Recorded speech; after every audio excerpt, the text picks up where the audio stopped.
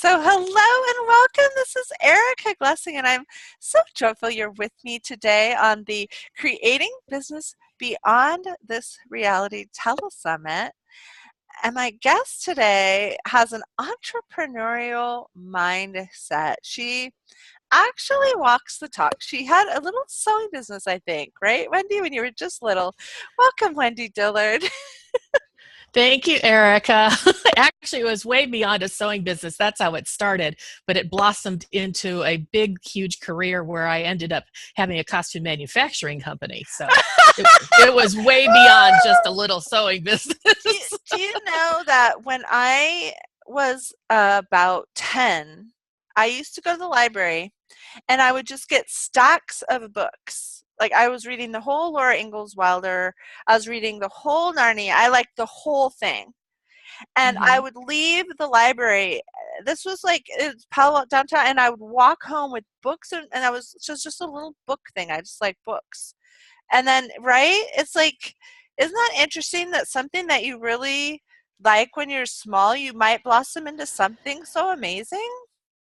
Absolutely. And I totally didn't even expect it. I mean, I just started sewing probably from a home ec class when I was 12 or 13, and it grew into something I really enjoyed. And then I went to college to kind of learn how to do it. Not at all because I intended to make a career out of it. I just wanted to really understand pattern making because I'd always been doing it.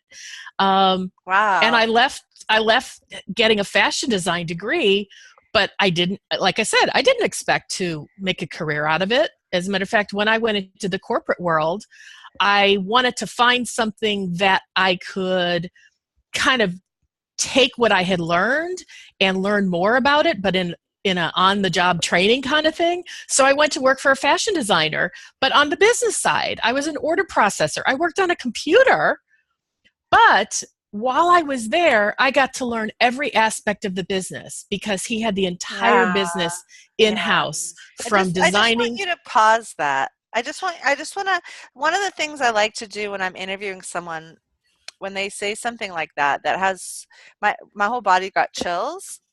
And so what I liked about it was you were order processing in your area that lit you up. Yes. So you're in this area of fashion, you're in this, so if you love consciousness or you love healing and you're good at accounting, you might start out doing the books for massage therapists. I mean, you might focus on doing it, right? So that would be like, what if you focused on a skill set you had? If we're looking at people like wanting to be more entrepreneurial and doing what they love, which really seems like a lot of what you can teach, it seems like if you take a piece of one thing and a piece of the other, it seems like, right? Right. It's kind of cool. So tell me a little bit about your chapter, The Entrepreneurial Mindset, and the new book we're talking about. Well, I have found throughout the wholeness of my life that it wasn't always what I knew that made a difference in how I did business, but how I thought about what I wanted to do. And so, like I said, even with going into my first job, I didn't just take any old job. I thought about what I wanted, and I Uh-huh. wanted to learn more about the design industry. I didn't need to have a design job. I just wanted to know more about it. So my mindset was, I'm not going to find it. I don't want to look for a job that has to do with manufacturing refrigerators. I want something that has anything and everything to do with the thing I'm passionate about. Oh, And so once I got this job at this fashion house, I thrived there and I moved from wow. department to department, and I got to know all sorts of things and things that they didn't even teach me at college. And it was excellent for my personal training. And you know what? After about a year and a half, Erica, I went, I'm kind of done with this. It's time to move on to the next something. Yeah, And right. each corporate thing that I've ever done has built my skill sets Uh-huh. for whatever was coming next. Wow. So my chapter is really about how to set your mindset um, in, in in small ways and in big ways. But you know, as I thought about this interview, the thing that really felt like a theme that I wanted to like really share is following my passion comes from an intuitive gut feel.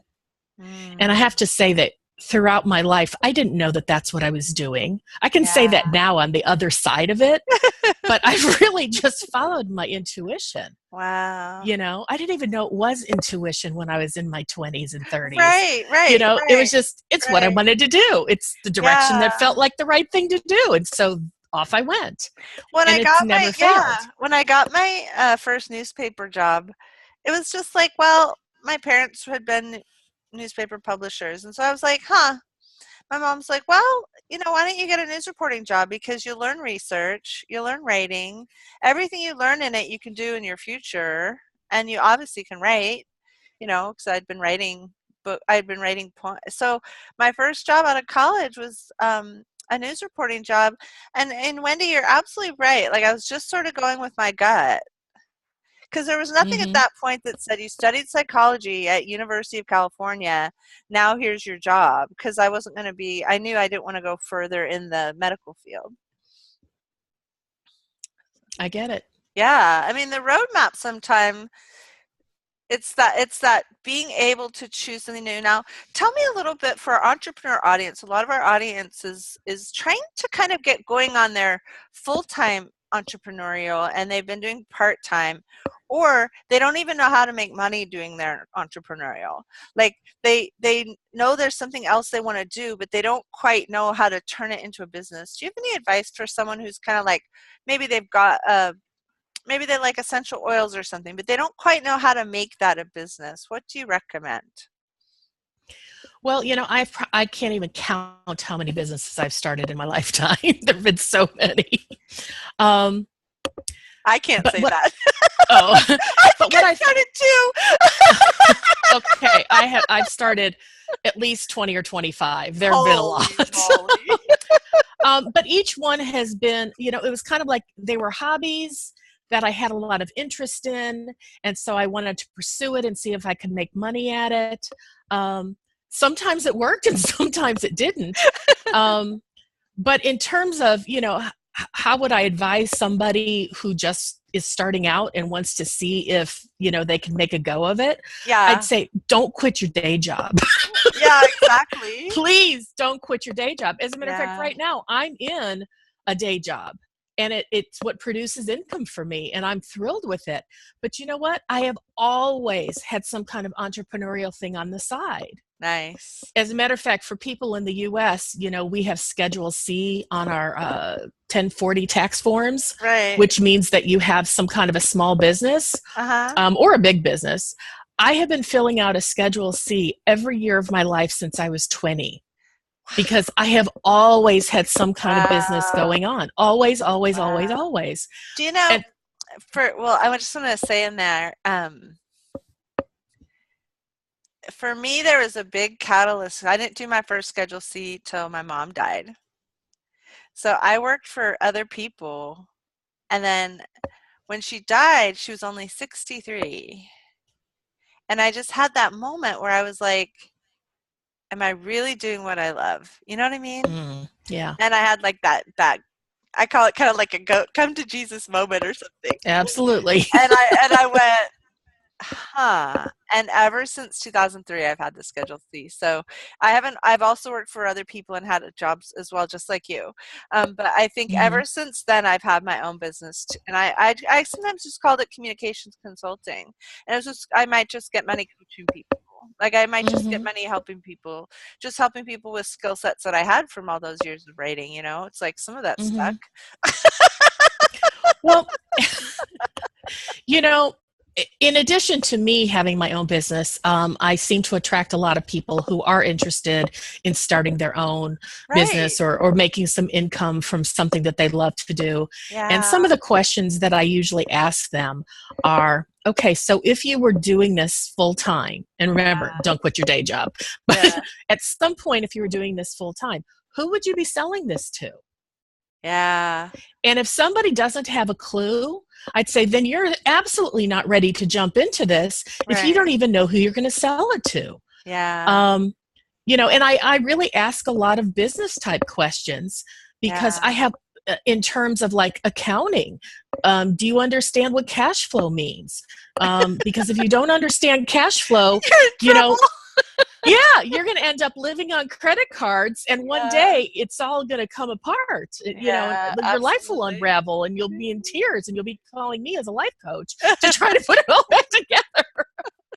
So, you know, I will say that as much as I have an entrepreneurial spirit and I love being an entrepreneur, I think in a way there's a misnomer that just anybody who has an idea can start a business. I Absolutely. don't think that's Absolutely. necessarily the case. Yeah, no, I don't. I totally agree. And I also think that we want to lose any judgment on a good position that you love working in a firm. It's like for Intel Exactly. Corporation, my job, I'm going to tell you my job. You're just going to die. I actually got paid. I went to work. I mean, I liked the blue color. That was so funny. My daughter's like, how'd you get that job? I'm like, well, the color of the logo was really pretty. I love the blue. So I go to Intel and I said, I'm doing this science event for kids. Would you like to give it some money? And they said, well, we can't consider your request because we're knee deep in resumes. And I said, resumes for what? And that was my admin later on the phone. That was her, Elizabeth, on the phone. And we're still friends 25 years Hmm. later. And she said, so I turned in my resume for this position, which was giving out money for a corporation and writing about it. And I got to write for the Intel magazine. So I wrote for the Intel magazine stories of philanthropy that people did good news. Anyone that did something nice in the community, I could write about it. So I'd write about any nice things that people were doing. So if an employee was like helping an organization for the blind with their technical experience, I'd write about him helping these organizations. Or I'd go to one of the museums and I'd write about our gifts to that museum. And so yes, that did help Intel. In fact, I got so much. In fact, people used to joke in the community that Intel that year got so much publicity they just didn't want to see one more good news story. Oh my gosh. Because That's amazing. yeah, and you know what it was though? So it was a corporate job, Wendy, but I loved it. I loved going to work. I mean, I think the judgment on working for someone else, and you can be entrepreneurial at your position, and get some of the money and let the other person make more money. I mean, really, I want to get bigger with when we're talking about creating our own business beyond our reality, that you could have a book on the side. You know, you could have a book on the side and keep your day job forever. You know, Absolutely. and Absolutely. And you what know, would be bad I about I that? bring I bring all of the skills of who I am and what brings passion into my life. I bring it into my day job. I mean, I'm a coach on the side, but yet I do coaching with my colleagues. But you love your And coaching so much, Wendy. I don't even know if saying it on the side, I don't, I'm wondering if there's a different way of framing that, because your coaching, when I look at it, because you know I'm psychic, right? It has this kind of sacred value place. It's like a sacred space, that coaching relationship you have with someone. Is that mhm. resonate? Am I seeing it? Well, when I call it on the side, I'm saying in terms of when I make money on the side as a coach. Yeah. That's a side business that I have schedule Yeah. C income. I get But it. I use my coaching in my day job on a regular basis. Nice. And there once was a point, this was years ago, where I was talking to one of my colleagues, and you know, we probably spent an hour and a half really doing a coaching session. That's not what I expected when she called me with a problem, but that's really where it led. And Wow. I said, gosh, I don't know, should I feel guilty that I just took an hour and a half of my company's time doing coaching, because that's not what I'm being paid for? And she stopped me dead in my tracks and she said, are you kidding? She said, the work that you just did with me and helping uncover these new things will allow me to go back into my clients' offices and make such a profound difference. She said, Aw. you absolutely should consider what you were doing, absolutely something that the company would applaud. And I was like, Wow. huh. And that gave me a freedom at my day job to be all of who I am. and bring Aw. all of my skills into my day job, Yeah. not just the thing that my role, if you will, um, Yeah. requires. And So so I'm kind of me wherever I go.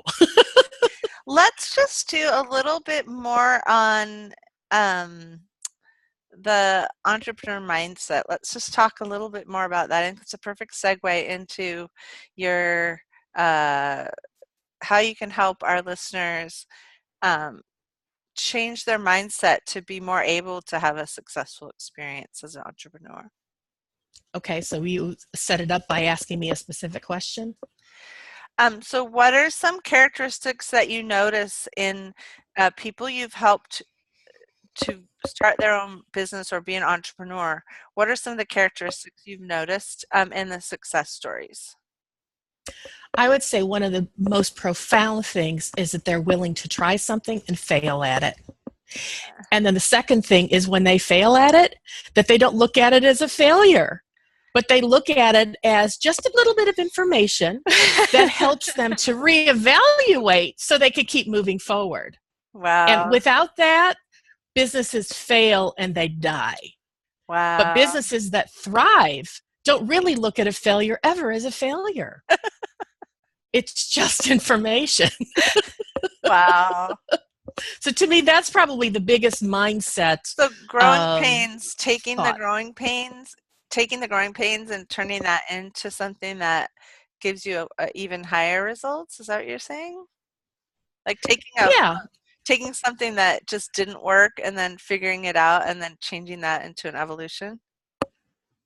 yes. And one of the parts of my chapter, I talk about when I was a costume designer, I recall having this Renaissance gown that I was working on, and the client was about to pick it up in about 2 hours.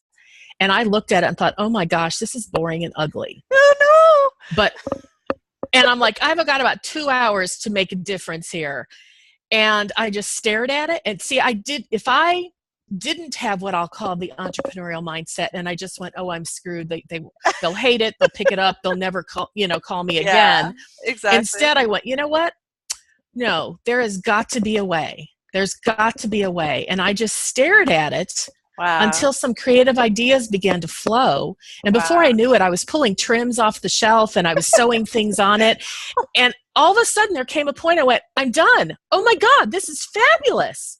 And that to me is such a pivotal moment.